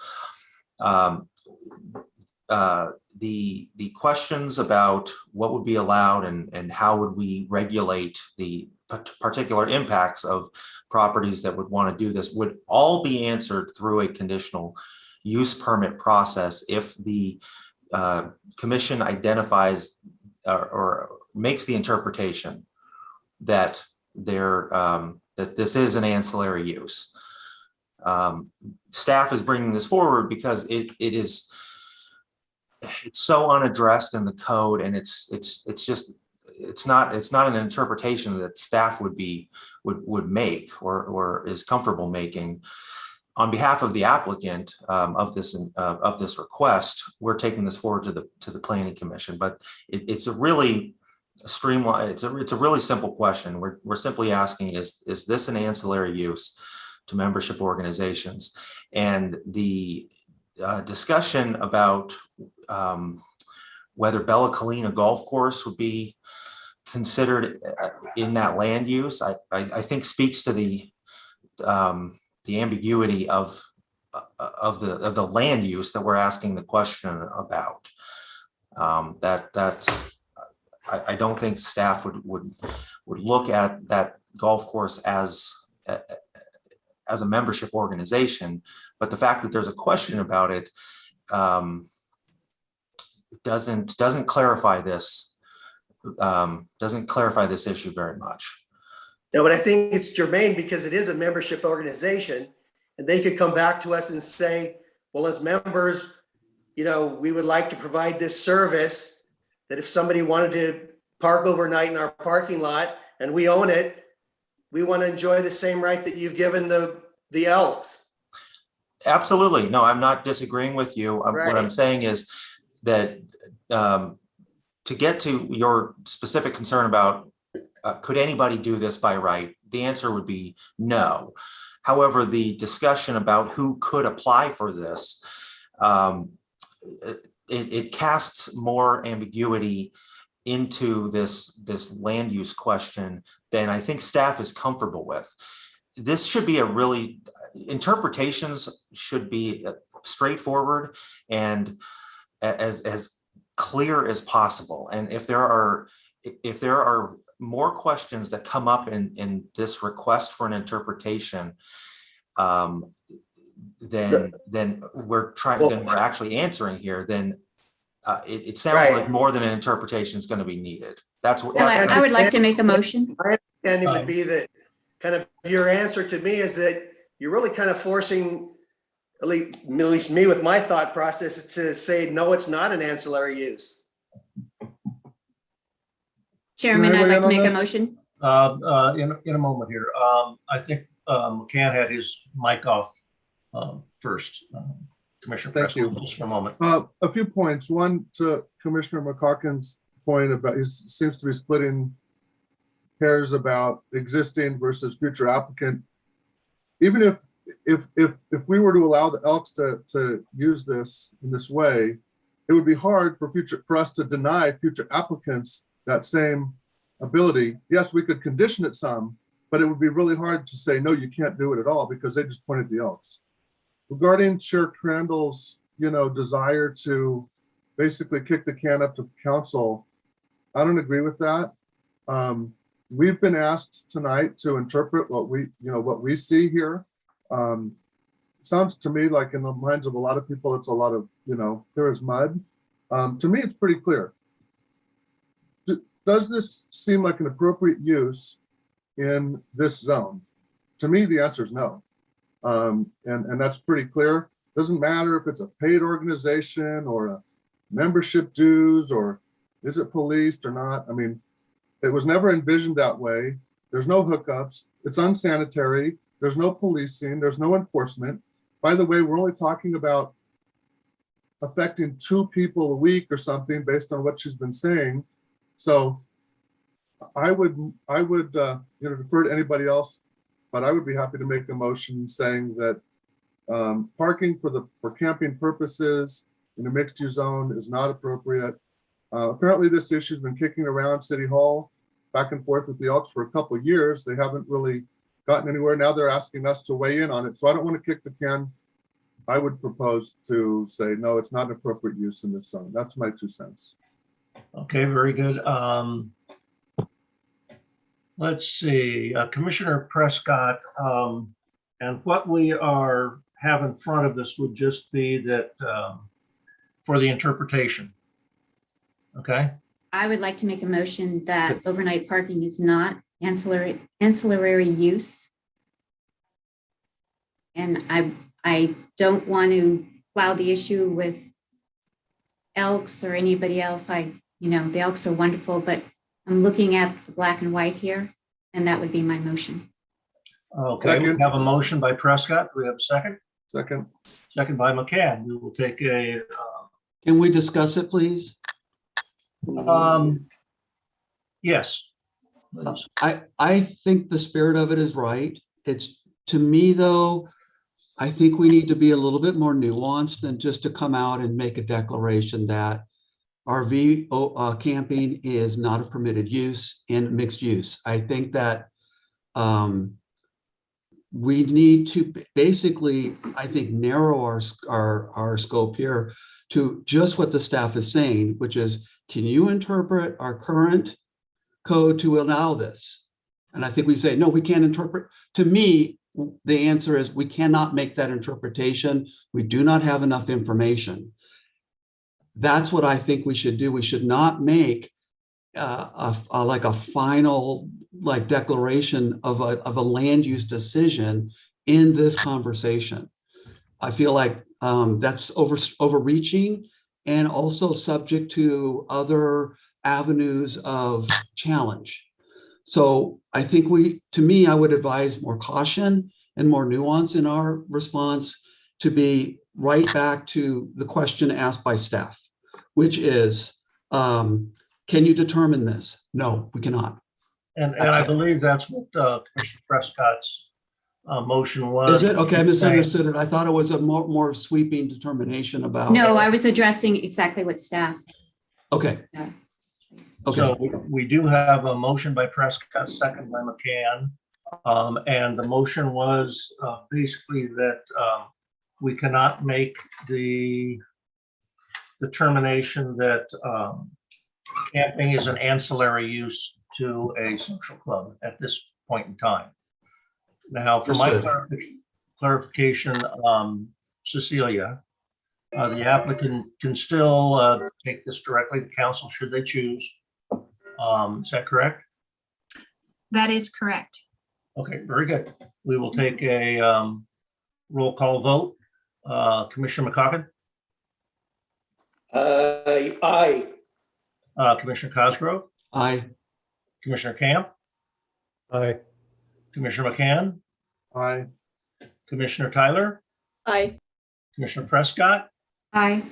and Commissioner Crandall is also an aye. But I will tell staff my personal, and everybody can chime in. I'm going to have a little discussion here on this because I think it's pertinent. That if we can get authority to pursue this and look into it and get the definition squared away, I think we identified tonight some things that are lacking in our ordinances that need to be reviewed and updated. Does anybody want to chime in on that? Everybody good with that? Okay. Back to our agenda.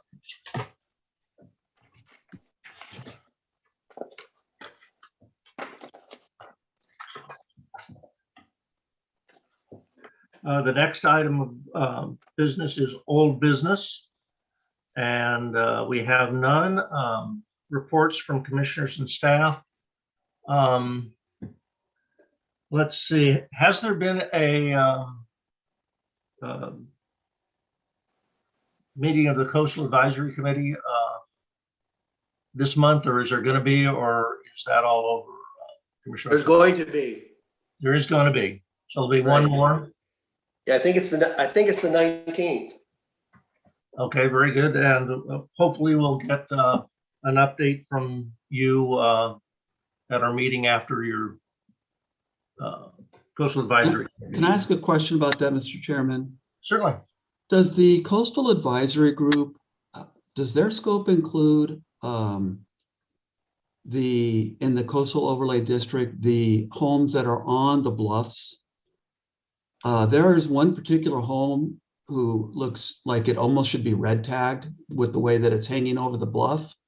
And I see erosion on the bluff area, and I'm wondering if this is in the scope of that committee to be concerned about those kinds of situations. They are certainly concerned about the habitat, but as far as the house concerned and all, it would be planning commission, I believe. Is that correct, Cecilia? Yes, that is correct. And if there is a structure, Commissioner Cosgrove, that you want us to take a look at, you can go ahead and send me or Adam an email. Okay, will do. Okay, I should see. Okay, Commissioner McCann. A quick question. I'm wondering if it might make more sense to reverse the order of planning commission meetings and study sessions, just to be a little bit more efficient with time, because today we, ended at 6:22, then we had a gap, and we started again at 7. I assume the desire is to start the planning commission meeting at a time certain. So what if we did the planning commission meeting first and then study session after it, whenever that time rolled off? Does that make any sense to anybody? Historically, we've actually run over on study sessions. They aren't usually as short as this.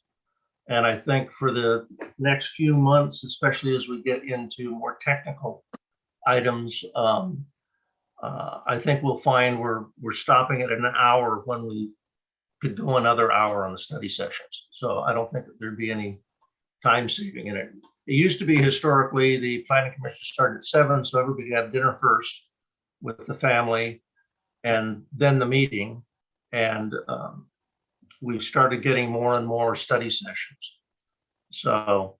Well, that would be all the more reason to do the study session second if they've been getting truncated for time, but they need more time. I don't know. It's just an idea. Well, we also do it for the benefit of the public. So they have the opportunity to get home and attend the meetings. It's not just for our benefit. Plus, I think, Mr. Chairman, I would, as a courtesy to staff too, that are doing those briefings, having them hang out for the duration of the planning commission meeting might, I don't know if that's a good use of their time. getting them up and done so they can finish their day, I think is also a courtesy to consider. It could be considered. I'd almost leave it up as far as staff's involvement up to Cecilia and the department.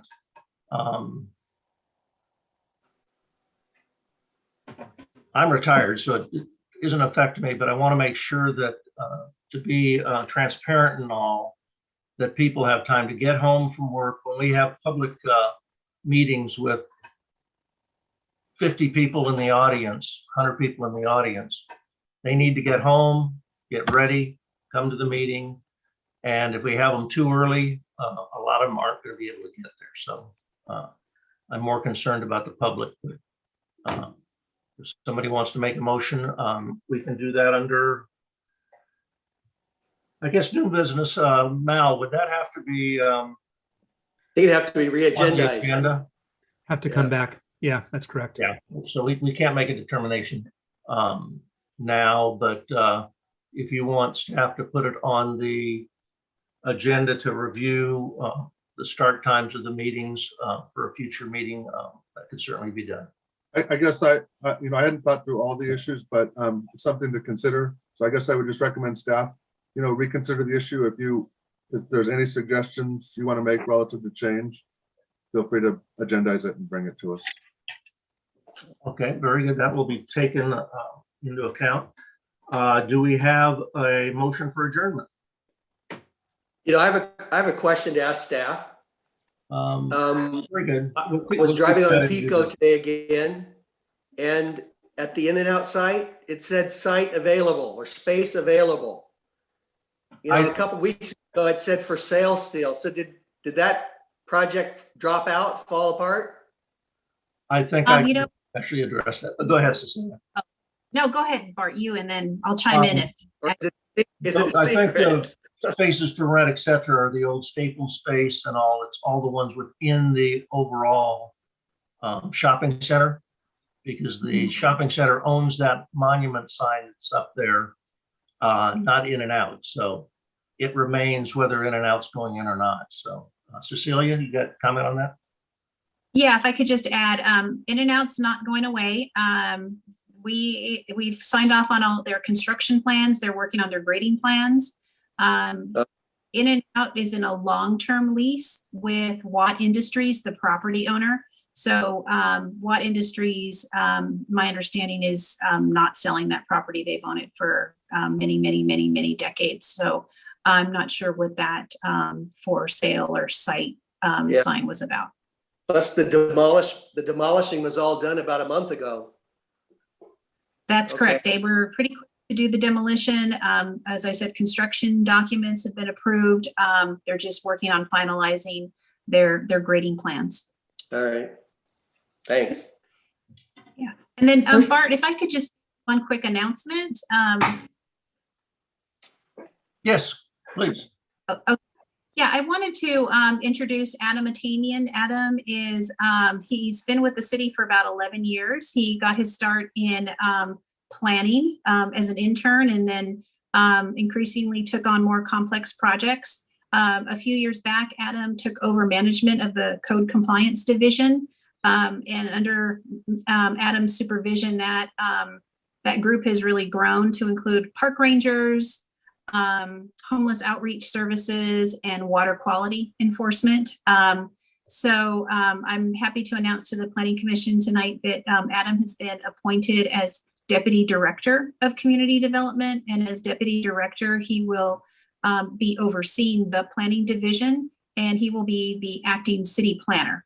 So he will serve as the staff liaison, the main staff liaison to the Planning Commission, and serve as the Planning Commission Secretary. So he will be the person that will be staffing these Planning Commission meetings from here on out. But I'll be also attending when I can be helpful. Well, Adam, I have to say, welcome back. It's really, it's really good to be back. Thank you. We were sorry to lose you. We've lost you and Jonathan and Jennifer to the third floor or whatever, and glad to have you back. It's excellent to be back, and I'm excited to work with the Planning Commission. And, you know, anybody can reach out to me at any time if they just want to talk, and we can introduce ourselves. I'm sure I'll be talking to each of you in the next couple of weeks anyways, but yeah, it's good to be have more of a foot back in planning, and I'm excited. So I'll leave it at that, and look forward to next time we get to meet like this. Very good. Thank you for bringing that up, Cecilia. Did we have somebody jump in with a motion for adjournment? I just wanted to say, looking forward to working with you, Adam, and I make a motion to adjourn. Okay, we will be adjourning to the regular meeting of the study session of Planning Commission on August 18th, 2021 at 6 p.m. So we have a motion by Prescott. Do we have a second? Second. Who made the second? Okay. McCacken made the second. I'll get it right yet. McCacken? That's okay. Okay. I apologize again. On your vote, what do you got? Commissioner McCacken? Am I? Aye. Aye. Commissioner Cosgrove? Aye. Commissioner Camp? Aye. Commissioner McCann? Aye. Commissioner Tyler? Aye. Commissioner Prescott? Aye. And Commissioner Crandall is an aye, so we pass 7-0. We will meet again on August 18th. And thank you for the insight onto our issues this evening. It's a good meeting. Good night. Thank you. Good night. Good night.